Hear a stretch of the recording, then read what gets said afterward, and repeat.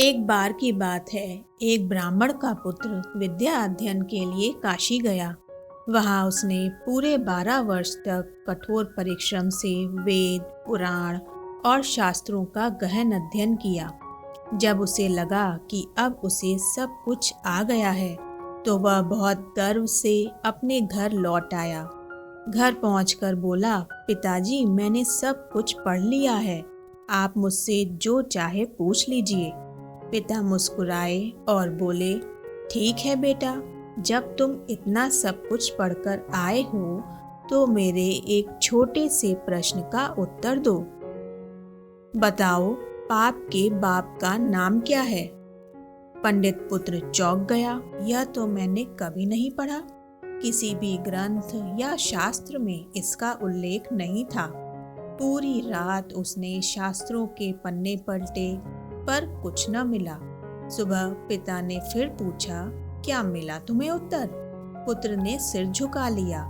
पिता बोले, जब तुझे पाप के बाप का नाम तक नहीं मालूम, तो तेरी पढ़ाई किस काम की? पुत्र को बहुत लज्जा हुई और बोला, पिताजी, जब तक मैं इसका उत्तर नहीं ढूंढ लूंगा, मैं चैन से नहीं बैठूंगा। इतना कहकर वह थोड़े समय बाद फिर से काशी की ओर चल पड़ा। रास्ते में दोपहर को उसे प्यास लगी। उसे एक नगर दिखाई दिया, जहाँ एक घर के सामने वह पुकारने लगा, मुझे पानी पिला दीजिए, बहुत प्यास लगी है। भीतर से एक सुंदर स्त्री आई और बोली, यह लीजिए ब्राह्मण देव, जल ग्रहण कीजिए। वह जल पीकर बोला, देवी, यह किसका घर है? स्त्री मुस्कुराई, ब्राह्मण देव, यह प्रश्न आपको पानी पीने से पहले पूछना चाहिए था। अब पी ही लिया है तो जान लीजिए, यह एक वैश्या का घर है। मेरा नाम है गुलाबो बाई। यह सुनकर पंडित जी के होश उड़ गए। बोले, हे भगवान, मुझसे तो पाप हो गया। वह मन ही मन सोचने लगा, पाप के बाप का नाम तो मिला नहीं, ऊपर से एक और पाप हो गया। गुलाबो बाई मुस्कुराई और बोली, कहाँ जा रहे हैं पंडित जी? पंडित जी ने सब बताया कि वे पाप के बाप का नाम जानने काशी जा रहे हैं। गुलाबो बाई ने सोचा, काशी में 12 वर्ष पढ़कर भी नहीं जाना और अब फिर वहां जाएंगे, क्यों ना मैं ही इन्हें सिखा दूं। वह बोली, पंडित जी, काशी जाने की आवश्यकता नहीं है। मैं बता सकती हूँ कि पाप के बाप का क्या नाम है। पंडित जी ने उत्सुकता से कहा, सच? यदि तुम बता दो तो मुझे इतनी दूर जाने की जरूरत नहीं पड़ेगी। गुलाबो बाई बोली, पंडित जी, पहले थोड़ा विश्राम कर लीजिए, तब भोजन के बाद मैं आपको बताऊंगी कि पाप के बाप का क्या नाम है। पंडित जी बोले, तेरे घर का भोजन मैं कैसे कर सकता हूँ? तू अपवित्र स्त्री है। तेरे हाथों का अन्न मेरे लिए निषिद्ध है। गुलाबो बाई शांति से बोली, कोई बात नहीं, आप स्वयं भोजन बना लीजिए, मैं सामग्री दे देती हूँ। लेकिन पंडित जी ने मना कर दिया। तब फिर से गुलाबो बाई बोली, ठीक है, यदि आप मेरा सामान ले लेंगे तो मैं दक्षिणा में 5 सोने की मोहरें दूंगी। सोने की मोहरों का नाम सुनते ही पंडित जी का मन डगमगाने लगा। उन्होंने सोचा, पाप के बाप का नाम तो न जाने कहाँ मिलेगा। यह सोने की मोहरें कहीं हाथ से न निकल जाएं। यहाँ कौन देख रहा है? भोजन तो मैं स्वयं ही बनाऊंगा। और फिर उन्होंने बिना झिझक गुलाबो बाई से सामग्री ले ली और भोजन बनाने लगे। भोजन बनाते समय गुलाबो बाई फिर आई और बोली, अब तो आपने मेरे घर का पानी भी पी लिया और मेरा सामान भी ले लिया है। क्या मैं आपके लिए भोजन बना दूं? पंडित जी बोले, नहीं नहीं गुलाबो बाई, तेरे हाथ का बना भोजन मैं नहीं खा सकता। गुलाबो बाई हंस पड़ी और बोली, ठीक है पंडित जी, यदि आप मेरे हाथ से बना भोजन खा लेंगे तो मैं आपको 5 सोने की मोहरें और दे दूंगी। पंडित जी के भीतर फिर से वही लालच जाग उठा। उन्होंने कहा, ठीक है, लेकिन तुम पहले स्नान कर लो, फिर भोजन बनाना।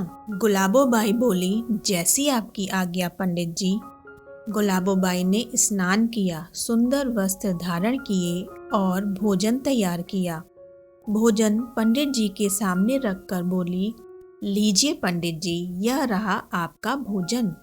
पंडित जी बोले, ठीक है, तुम जाओ, मैं खुद खा लूँगा। गुलाबोबाई ने मुस्कुराकर कहा, मैंने आपके लिए यह भोजन बनाया है, तो मेरे हाथों से खा लीजिए, इसमें क्या हानि। पंडित जी भड़क गए, तू सीमा पार कर रही है गुलाबोबाई। गुलाबोबाई बोली, पंडित जी, यदि आप सचमुच मेरे हाथ से भोजन कर लेंगे तो मैं आपको 5 और सोने की मोहरें दूंगी। अब पंडित जी का विवेक पूरी तरह से लालच में डूब चुका था। वह बोले, ठीक है, तुम मुझे अपने हाथों से भोजन करा सकती हो। पंडित जी सामने बैठे थे और गुलाबोबाई दूसरी ओर। उसने एक निवाला लिया और पंडित जी के मुंह की ओर बढ़ाया। पंडित जी ने अपना मुंह खोला, पर तभी चपाक, गुलाबोबाई ने उनके गाल पर एक जोरदार तमाचा जड़ दिया। पंडित जी क्रोधित हो उठे। अरे पापनी, तू मुझ पर हाथ उठाती है। गुलाबोबाई शांत भाव से बोली, नहीं नहीं, मैंने कोई अपराध नहीं किया पंडित जी। मैंने तो आपको वही सिखाया है जिसकी खोज में आप निकले थे।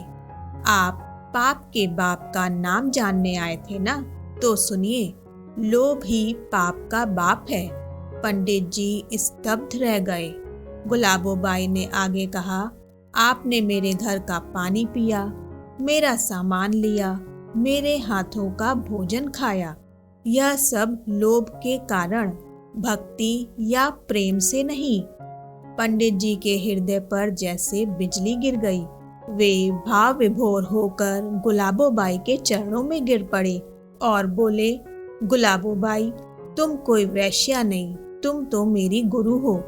तुमने मुझे वह सिखाया जो काशी के 12 वर्षों में भी मैं नहीं सीख पाया।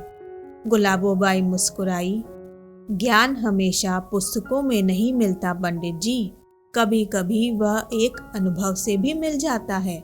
पंडित जी बोले, अब मैं समझ गया। लोभ ही वह अग्नि है जो मनुष्य के विवेक को भस्म कर देती है। लोभ ही हर पाप की जड़ है और वही पाप का बाप है। तो दोस्तों, यह थी आज की कहानी। यह कहानी आपको कैसी लगी कमेंट करके ज़रूर बताइएगा। Thanks for watching.